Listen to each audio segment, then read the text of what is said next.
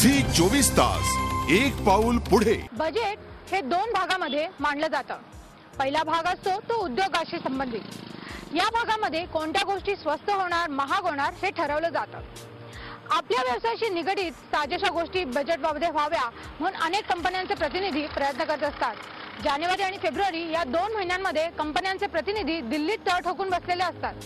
हे खरं तर एक प्रकारचं लॉबिंगच असतं आणि त्याला तोंड द्यायचं असतं अर्थ मंत्रालयाला। फायनान्स मिनिस्टर बजेटच्या अगोदर वेगवेगळ्या गटाशी चर्चा करत असतात। सेक्टरशी, गटाशी नाही आहे। इंडस्ट्रीचे संस्था असतील, बाकी दुसऱ्या कन्झ्युमर्स असतील, राजकीय पक्ष असतील, हे करत असतात।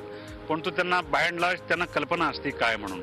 हे बजेटचं असे की इंडस्ट्रियल प्रोडक्शन कमी होत चाललेलं आहे, ॲग्रिकल्चर प्रोडक्शन कमी होत चाललेलं आहे आणि सरकार जे आहे सरकार म्हणतं की जागतिक जी मंदी आहे त्याचा फटका आम्हाला बसलेला आहे। याच्यामध्ये सरकार राहील न राहील, जिंकेल न जिंकेल, याच्यामध्ये ही किती प्रमाणात लवचिक होतील आणि किती लॉबिंग तर ही वर्षभराची तुम्ही जे म्हणता ही शेवटच्या महिन्यात नसतं।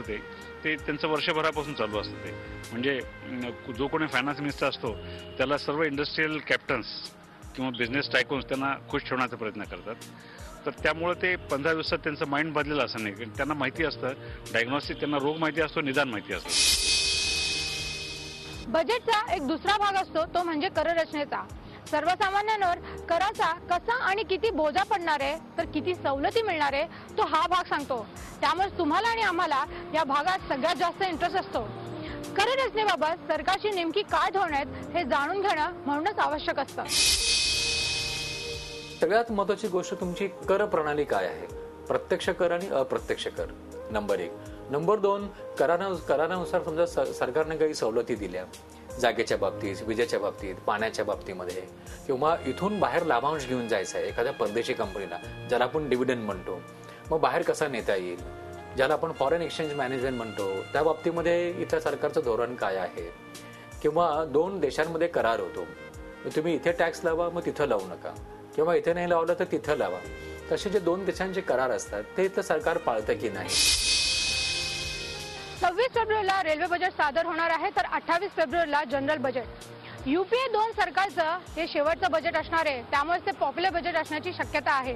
कारण पुढच्या वर्षी फेब्रुवारीमध्ये सरकार संपूर्ण बजेट पास करू शकत नाही, ते फक्त मे महिन्यापर्यंत आपला खर्च जो आहे तो पास करून घेते, ज्याला वोट ऑन अकाउंट म्हणतात।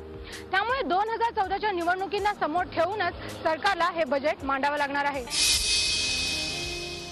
साधारणतः बजेट प्रोसेस जी आहे ती मला वाटतं डिसेंबर पासून ते सुरू करत असावेत कन्सल्टेशन, पण जानेवारी महिन्यात त्याला जास्त जोर येतो।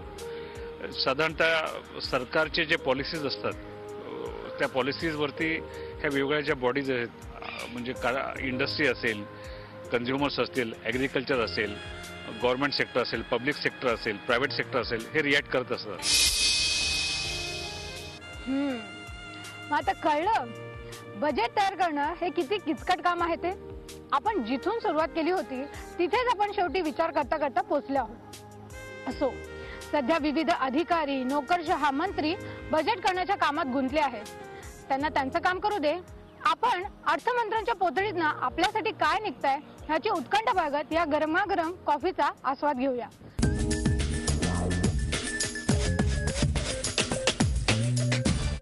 झी 24 तास एक पाऊल पुढे।